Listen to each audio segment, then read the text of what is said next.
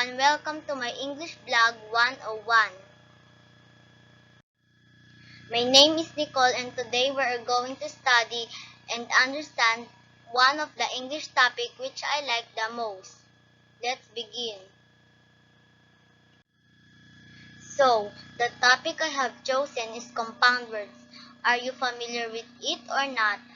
I guess some of you did and some didn't, so to fully understand it, just sit back, relax, and let me be the one to introduce to you what is compound words all about. A compound word is formed when two words are combined to make a new word.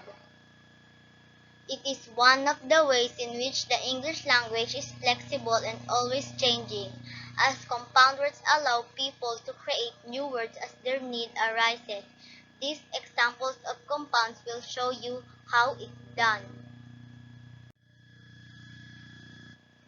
Compound words are an easy way to add interest to your writing by combining two ideas in one word. You can quickly provide all the information needed. Example, you might use in and side to create compound word inside. We should play inside today. The words carry and over can make the compound word carry over. We can carry over the excess in the next inventory. As you can see, compound words can come in different varieties. When it comes to compound words, there are three different types that are important: closed form, open form, and hyphenated. Dive into how each type of compound word is different. Closed form compound word examples. Closed compound words are formed when two fully independent unique words are combined to create a new word.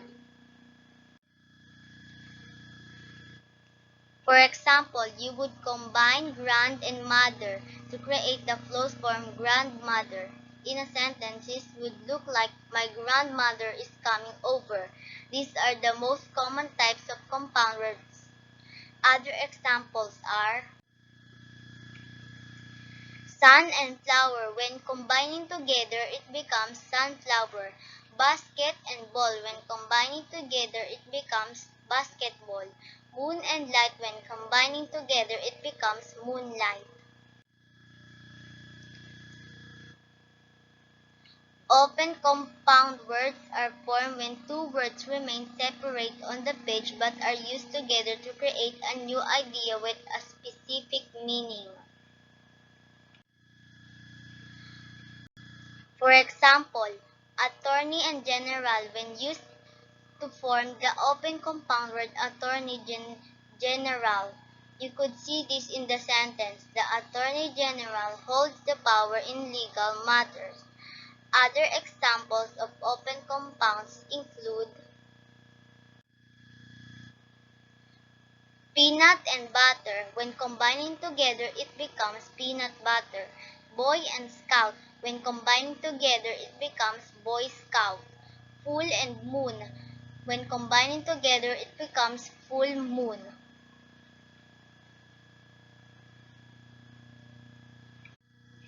Hyphenated compound word examples. Hyphenated compound words are formed when two separate words are joined together by a hyphen. Examples of hyphenated compound words include father-in-law, 72, long-term, up-to-date. Note that hyphenated compound words are most commonly used when the words being joined together are combined to form an adjective before a noun. For example,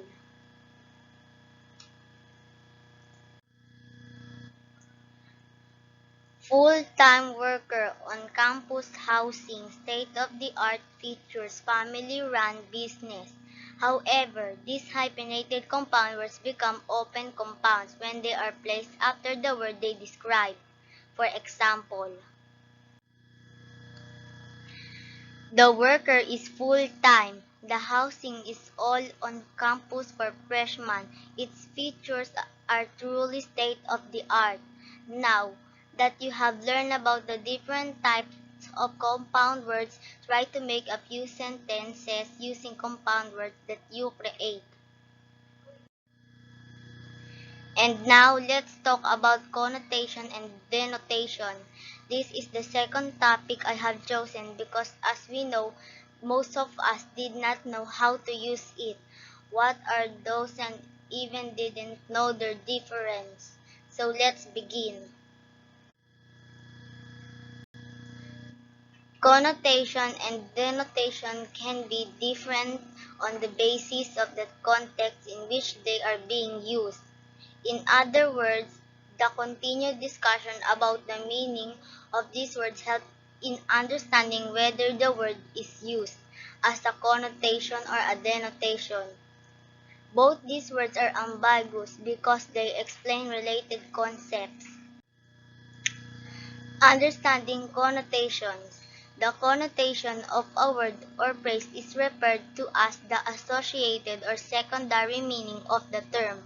It can be something which is suggested or implied by a word or a thing, rather than being explicitly named or described.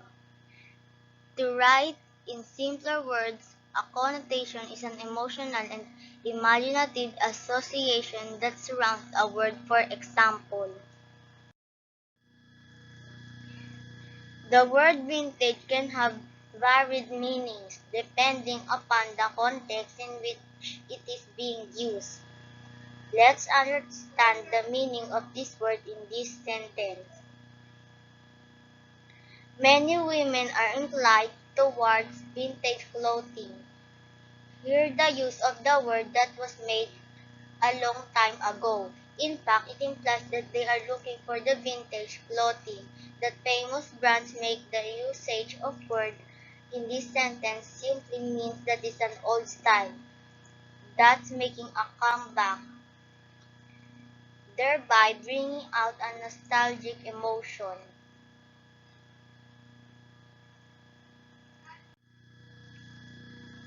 Understanding denotations.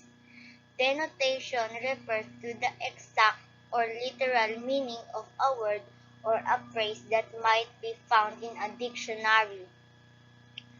A denotation is the direct word for another word with the absence of any feeling or emotion. With denotations, there are no strings attached to the meaning of the word, implying that the word is present as it is.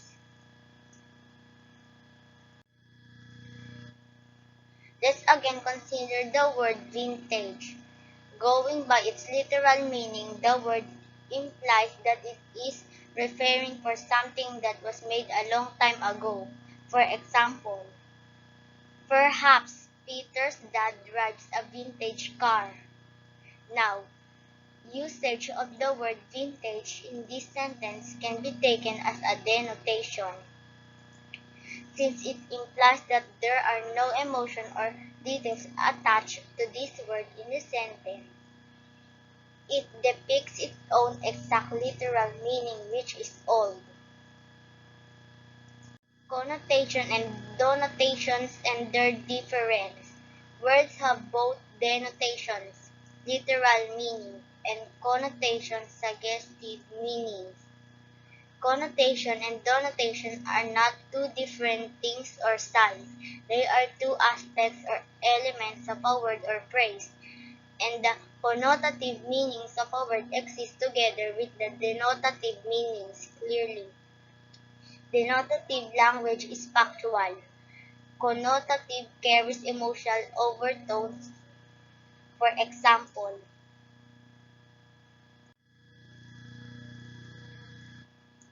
you may live in a house, but we live in a home. If you were to look up the words house and home in a dictionary, you would find that both words have approximately the same meaning, a dwelling place. However, the sentence above suggests that home has one more meaning. Apart from the strict dictionary definition or denotation, many people connect such things as comfort, love, security, or privacy with a home, but do not necessarily make the same connection with a house.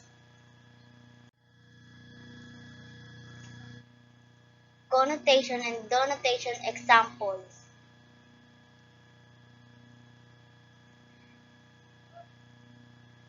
Twinkle, meaning to shine with a gleam that changes constantly.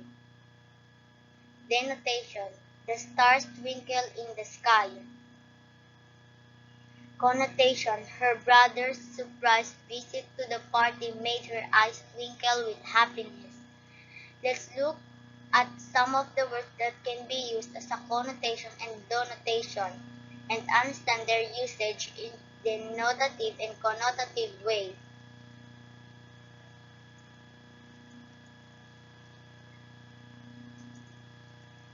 Using the word as a denotation explains that the stars shine with a gleam in the sky. We're asked to say that someone's eyes twinkle when they smile. It connotes positivity and bliss.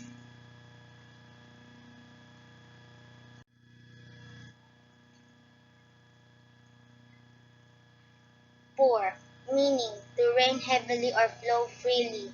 Denotation, she poured water in the glass and offered it to the exhausted servant. Connotation, her work continued to pour in. The first sentence explains the term pour in its exact literal way. It states that the girl poured the water in a glass, stating the use of the term as a denotation, whereas in the second sentence, the word is used to give an impression that her work kept coming in, just like the flowing water.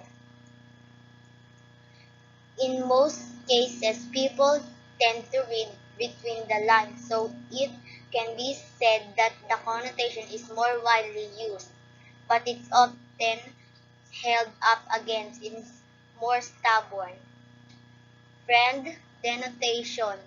I do hope that this blog gives all of you a full understanding on compound words and connotation and denotation.